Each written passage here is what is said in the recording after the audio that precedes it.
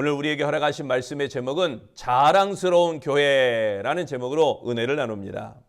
로버트 렌달이라는 사람이 사람들은 교회로부터 무엇을 원하는가라는 책에서 현대 교인들의 심리를 예리하게 분석하였습니다.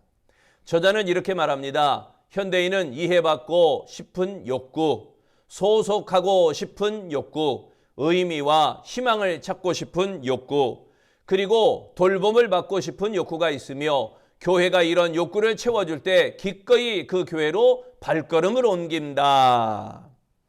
이렇게 강조합니다. 언뜻 들으면 틀린 것이 하나도 없는 우리에게 너무나도 익숙한 사고방식처럼 들리기도 합니다. 그래서 렌달은 교회가 자본주의 사회의 전형적인 사고방식에 물들었다 이렇게 지적하고 있습니다. 소비사회라고 불리는 자본주의 사회는 소비자인 고객을 왕으로 대접을 합니다. 고객의 모든 것이 중심입니다. 흔히 손님은 왕이다 이런 개념입니다. 그래서 고객이 생각하고 고객이 바라고 고객이 욕망하는 바를 가장 잘 이해하는 사회가 성공하고 국민을 잘 이해하는 정치인이 지도자가 되어진다라는 것입니다. 한마디로 이런 생각은 예수님께서 제자들에게 결코 닮아서는 안 된다라고 경계한 세상 풍조인 것입니다.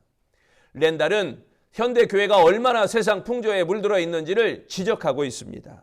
교인은 교회라는 기업이 잘 대접하여 교회로 몰려와 헌금하게 하는 고객이 되었다 이렇게 말하고 있습니다. 여러분은 교회를 생각할 때 무엇을 고려하십니까? 새신자들이 교회를 고려할 때 고려하는 세 가지가 있다고 합니다. 그 첫 번째, 감동적인 예배입니다. 두 번째, 자녀 교육 프로그램입니다. 세 번째, 정서적 필요입니다. 영적 필요를 예배로 채웁니다. 자녀 교육의 필요는 교육부로 채우는 겁니다. 정서적 필요는 교인 간의 상호 교제하면서 채우는 것입니다. 그런데 이런 필요가 충족되지 않았을 때 교회를 향한 불만이 터져 나오게 됩니다. 이 교회는 왜 이렇게 냉랭하냐? 새 교인에게 관심이 없냐? 예배는 왜 이렇게 지루하냐? 교회 교육은 왜 이렇게 마음에 안 드냐? 어디서 많이 듣던 말 아닙니까? 왜 이 식당 음식이 맛이 이러냐? 이 가게는 왜 이렇게 덥냐? 왜 이 가게는 왜 이렇게 춥냐? 이 학교는 아이들 교육이 왜 이렇게 시키냐? 대접받으려 식당과 가게를 가고 학교를 찾는 태도와 그 교회를 향한 교인의 모습이 똑같지 않습니까? 대접을 받으며 자신의 필요를 채우려는 마음으로 교회를 찾는 모습은 예수님께서 엄하게 경계하셨던 모습이었습니다. 대접을 받으려는 교인보다 교회의 필요를 채우고 교인을 섬기려는 그런 교인이 많은 교회가 곧 자랑스러운 교회라는 것입니다. 데살로니가 교회는 설립된 지 얼마 되지 않은 그런 교회였지만 신앙의 아름다운 모습을 간직한 그런 교회였습니다. 바울은 이 데살로니가 교회의 모습이 환난과 핍박 속에서 이루어진 것이기에 더욱 가치가 있다 이렇게 칭찬하였던 것입니다. 그래서 바울은 데살로니가 교회를 다른 교회에 자랑하였습니다. 자신이 개척한 교회를 다른 교회들에게 그것도 자기 입으로 자랑하는 것이 덕이 되지 않을 수도 있었습니다. 그런데도 바울은 이 데살로니가 교회를 자랑하지 않을 수 없었던 것입니다. 그만큼 데살로니가 교회는 믿음이 자라고 사랑이 풍성하고 인내로 견디는 교회로 고귀한 덕목을 갖추고 있었습니다. 우리 아름다운 교회도 이 바울이 칭찬한 데살로니가 교회처럼 자랑스러운 교회가 되어야 할 줄로 믿습니다. 그렇다면 자랑스러운 교회는 어떠한 교회인가? 첫째, 믿음이 자라는 교회입니다. 사도시대였던 64년, 예수님 이후에 64년 여름 로마 제국의 수도 로마시에서는 누구도 상상하지 못한 대화재가 발생했습니다. 6일 동안 강력한 불길이 온 도시를 휩쓸어 버렸던 것입니다. 14개 구역으로 나누어진 도시 중에 무려 10개의 구역이 완전히 폐허가 되어버렸습니다.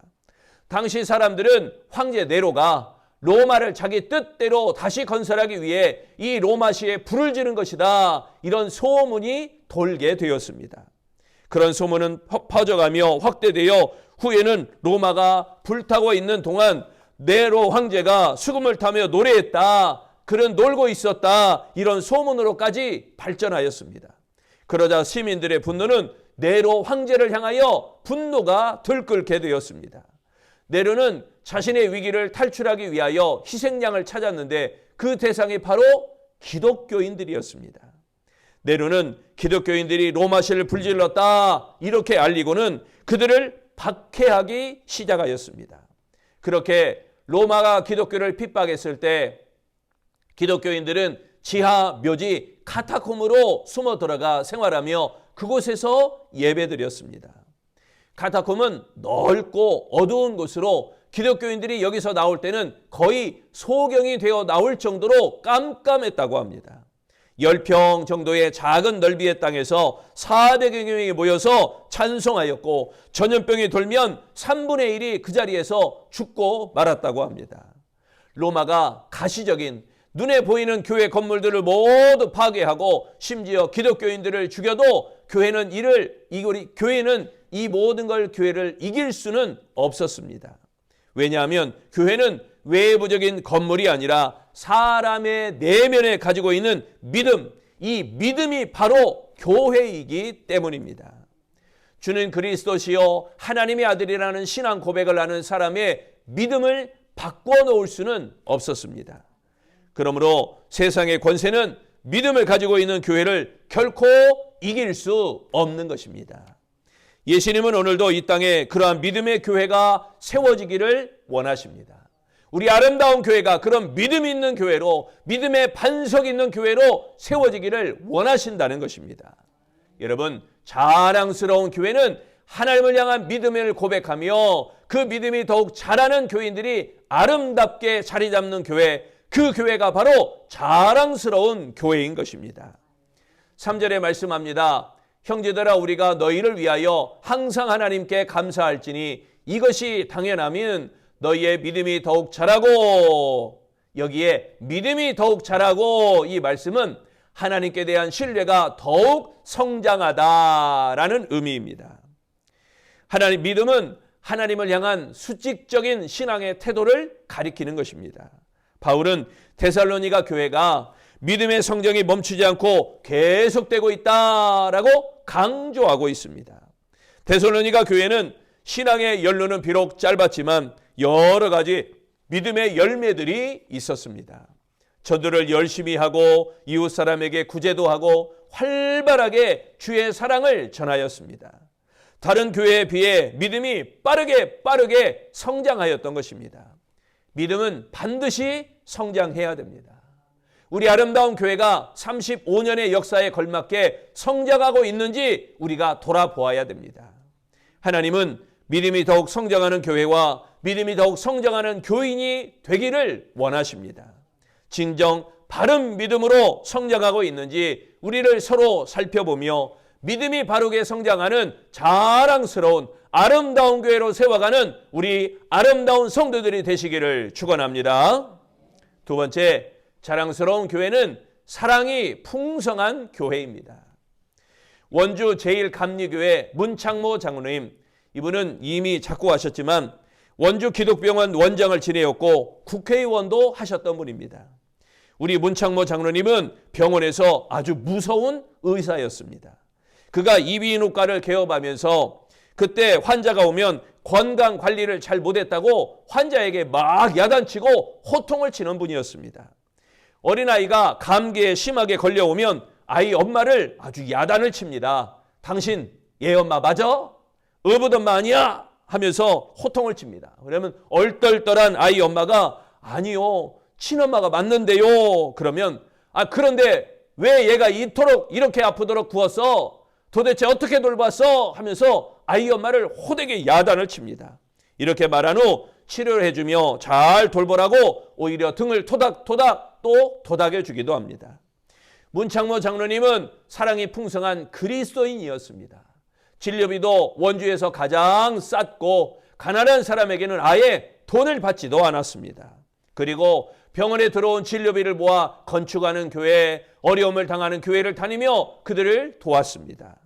그분 덕분에 원주 제1교회는 좋은 소문이 나게 되었고 예수님에 대한 좋은 소문이 퍼져 원주 지역 복음화에 그리고 전도에 큰 영향력을 끼치기도 하였다고 합니다. 문창모 장로님이 돌아가시자 원주시가 사회장으로 장례를 치렀다고 합니다.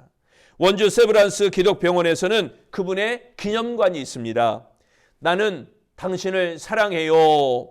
이렇게 말하면서 모든 수고를 상대에게 떠넘긴다면 이는 잘못된 사랑입니다. 강요해서 수고하는 것이 아니라 자원해서 수고하는 것이 참된 사랑인 것입니다. 사람의 생각에 기반을 둔 사랑은 참된 사랑이 아니며 오직 성경의 진리에 기반을 둔 사랑이 참된 사랑인 것입니다. 곧 예수 그리스도의 희생적 사랑인 것입니다. 내가 주님을 사랑합니다. 이런 말을 하려면 교회를 위해 손해보고 교회를 위해 희생하며 교회를 위해 헌신할 수 있어야 됩니다. 자랑스러운 교회는 내가 좀 더 일하고 내가 좀 더 내고 내가 좀 더 배려하는 그런 교인이 많아지는 교회가 자랑스러운 교회입니다.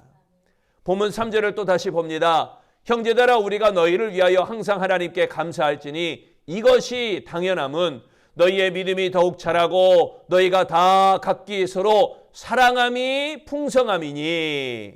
여기에 사랑함이 풍성함이니 이 말씀은 사랑이 남아돌 정도로 많은 상태를 의미하는 것입니다. 사랑은 하나님에 대한 가지고 있는 믿음이 성도와 타인에 대해 나타나는 수평적 신앙의 표현인 것입니다. 사랑은 이 수평적 신앙의 표현입니다. 바울은 사랑이 넘치는 이 데살로니가 교회를 보며 기뻐했습니다. 여러분, 행복은 사랑 때문에 생기는 것 아니겠습니까? 사랑이 풍성하다는 것은 하나님을 많이 경험한다는 말이며 천국의 복을 미리 누리는 것을 의미하는 것입니다. 그러므로 사랑이 풍성한 교회는 행복한 교회요, 사랑이 풍성한 교회는 자랑스러운 교회가 될 수밖에 없는 것입니다. 사랑하는 성도 여러분, 이 사랑이 더욱 풍성해지는 자랑스러운 아름다운 교회로 세워가는 우리 복 있는 사랑이 넘치는 아름다운 성도들이 되시기를 축원합니다. 세 번째, 자랑스러운 교회는 인내로 견디는 교회입니다. 노스캐롤라이나 샬롯이라는 도시에 빌리그리암 목사님 기념 도서관이 있습니다. 빌리그리암 기념 도서관 입구에는 2007년 6월 14일 먼저 세상을 떠난 빌리그리암 목사 부인 루스 그레암 여사의 무덤이 놓여 있습니다. 거기에는 이런 묘비문이 적혀 있습니다. 공사 끝, 그동안의 인내에 감사합니다. 이런 문장이 적혀 있습니다. 루스 그레암 여사가 세상을 떠나기 얼마 전 남편 빌리그리암 목사의 차를 타고 운전해 가는데 도로 옆에 이렇게 적혀 있었다고 합니다. 공사 끝, 그동안의 인내를 감사합니다. 그러니까 어느 도로 공사를 하는데 그동안 통행에 불편을 드려서 죄송합니다. 이렇게 말하면 공사 끝났으니까 그동안 참아주셔서 고맙습니다. 그 문구를 적어놨는데 그 문구를 그대로 자기 묘비에 적어달라는 것입니다. 그것을 본 루스 그레암 여사가 남편에게 말했어요. 여보, 내가 죽으면 저 간판의 글을 내 묘비에 새겨주세요. 그렇습니다. 여러분, 우리의 공사는 아직 끝나지 않았습니다. 하나님의 작품으로 완성되는 그날을 소망하며 비난하고 불평하는 대신 인내하며 서로 세워가는 모습으로 살아가야 할 것입니다. 힘들고 어려운 일이 있습니까? 주님께서 더 좋은 일을 주실 줄로 믿고 인내하며 견디시기를 바랍니다. 조금만 어려워도 참지 못하고 뛰쳐나가는 교인들이 많은 교회는 결코 자랑스러운 교회가 아닌 것입니다. 자랑스러운 교회는 어떤 어려움이 있어도 끝까지 참고 인내하며 견디며 자리를 지키는 예배의 자리, 기도의 자리, 전도의 자리, 내가 있을 자리를 지키는 아름다운 교인이 많은 교회가 바로 자랑스러운 교회인 것입니다. 4절에 말씀합니다. 그러므로 너희가 견디고 있는 모든 박해와 환난 중에서 너희 인내와 믿음으로 말미암아 여기 인내와 믿음으로 말미암아, 이 말씀은 무거운 짐이나 고통 아래에서 굳건하게 머물러 견디던 것을 의미하고 있습니다. 수동적 자세가 아니라 능동적인 태도로 견디는 모습입니다. 누가 시켜서가 아니라 내가 자발적으로 내가 스스로 견디어 나아가기 위해서 부단히 애쓰는 모습입니다. 믿음은 평온할 때뿐만 아니라 환난 가운데 변함없어야 한다는 사실을 인내라는 단어에서 찾아볼 수가 있습니다. 환난이나 핍박이 일어날 때 넘어지는 자는 뿌리가 없는 신앙인입니다. 인내로 믿음을 지키지 못하는 교인은 구원이 내면화되지 못해 언제든지 복음을 버릴 수 있는 믿음이 아주 연약한 자입니다. 언제 환난이 오고 언제 고난이 오고 언제 위기가 올지 모르지만 그 고난을 이기기 위해서는 인내하고 견디고 버텨야 되는데 이를 이루지 못하면 쉽게 자빠지고 넘어지고 마는 것입니다. 거꾸로 인내로 믿음을 지키는 성도는 확실히 구원받았음을 보여주는 것입니다.